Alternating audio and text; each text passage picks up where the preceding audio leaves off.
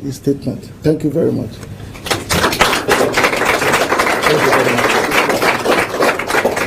Is it yours? No, that's yours. Excellencies, honored guests, ladies and gentlemen, good morning. I was informed this morning that the drizzle that you see outside is because I carried some of it from Nairobi. It is indeed a pleasure for me to be here this morning on this very important ceremony as we celebrate what we can do together. And that's why I'm honored to join fellow African policymakers, esteemed investors, industry leaders, and development partners for this symbolic bell-ringing ceremony at the London Stock Exchange.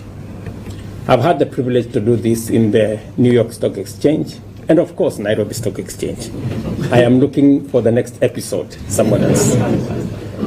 For decades, the UK has been a steadfast partner in Kenya's and Africa's development journey, supporting institutional reforms, infrastructure, and market development that continue to shape a much more prosperous and resilient future for our continent.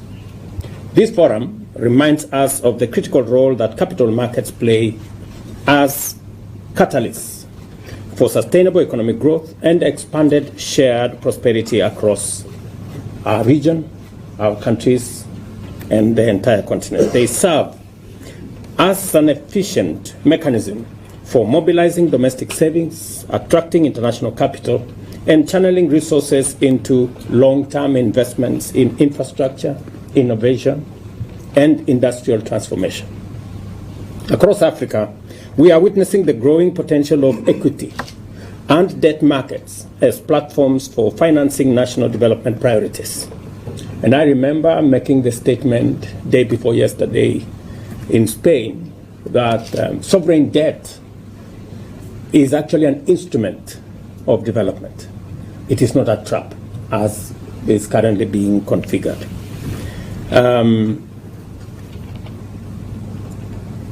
Well-functioning domestic capital markets enhance economic resilience by cushioning against exposure to volatile capital flows.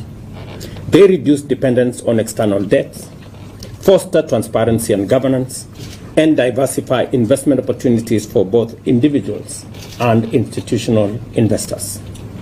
Kenya is committed to the development of its capital markets, particularly through strengthening the Nairobi Securities Exchange. This commitment is underpinned by strategic reforms and refreshed market-focused strategy under the leadership of the new Nairobi Stock Exchange team. Supported by fiscal consolidation, effective debt management, and a strong currency, these reforms helped the Nairobi Securities Exchange emerge as Africa's top performer in dollar returns last year.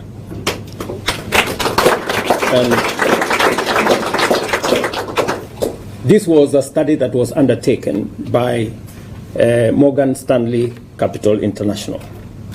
As government, we have equally made a strategic decision to broaden Kenya's stock market appeal to both local and international investors by earmarking key state assets for privatization through initial public offerings at the Nairobi Securities Exchange. We are committed to a structured, time-sensitive program that identifies and reduces and prepares a robust pipeline of key government assets to be privatized through the stock exchange or improved through private sector participation. As part of this initiative, we plan to list the Kenya Pipeline Company through an IPO in 2025, offering investors a unique opportunity to deploy capital in one of Kenya's most strategic infrastructure enterprise. I am pleased to note that across Africa, governments and regulators are pursuing similar initiatives aimed at deepening market participation, expanding product offerings, and unlocking the value of strategic public assets through listings and private sector partnerships. Ladies and gentlemen, the UK remains a steadfast and strategic partner in advancing Africa's capital market. Beyond the London Stock Exchange roles as a global financial hub, the UK government, through the Foreign, Commonwealth and Development Office, has been instrumental in driving capital market development in the continent.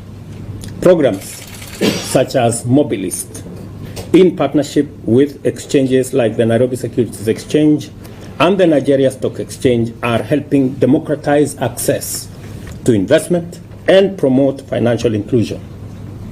By leveraging listed equity and debt instruments, including green, gender, and climate bonds, these initiatives are unlocking capital for impactful and sustainable projects, while improving transparency, investor confidence, and long-term returns.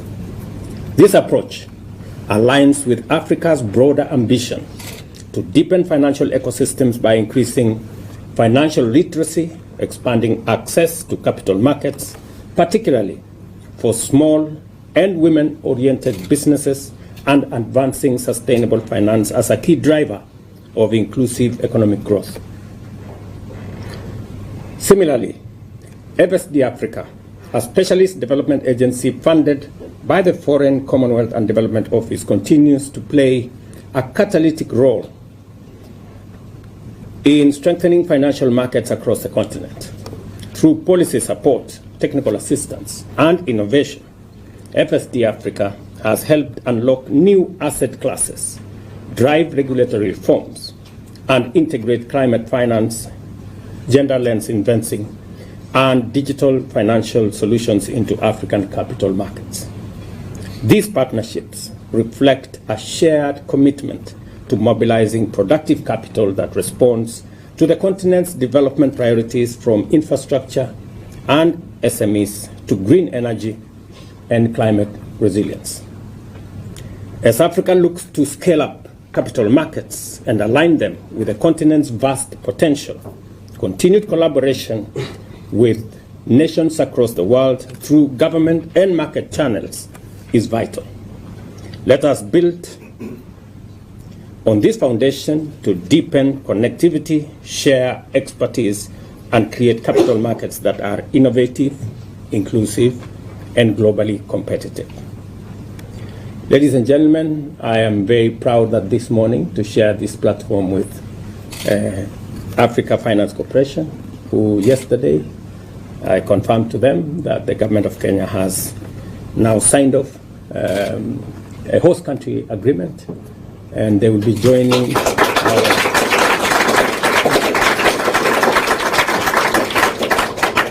our list of premier corporations in Kenya, alongside Global Health, Bupa Global Health, again, who yesterday we signed on board to come and open their office in Nairobi.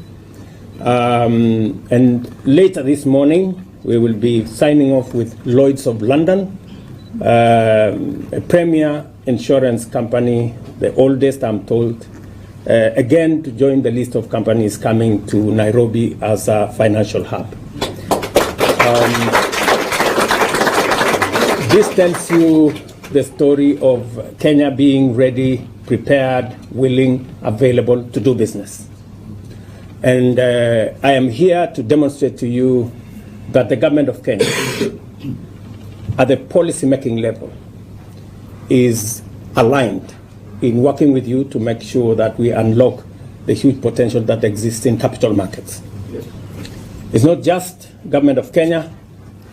Even the financial district of Nairobi, the governor of Nairobi is here to demonstrate that the leadership of the city itself is also aligned in making sure that we tap into this great resource that can be used to drive development and create inclusive prosperity.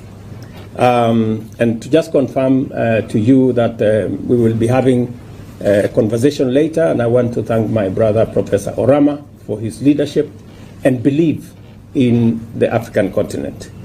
It is that belief that helps us create networks and work with others across the globe And I am to confirm that we will be looking at opportunities of cross-listing some of the assets that we are doing in Nairobi Securities Exchange, so that we can see how we can improve liquidity by cross-listing with London Stock Exchange.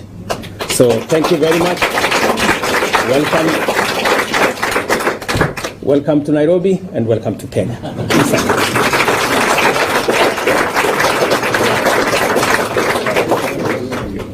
We're nearly there. So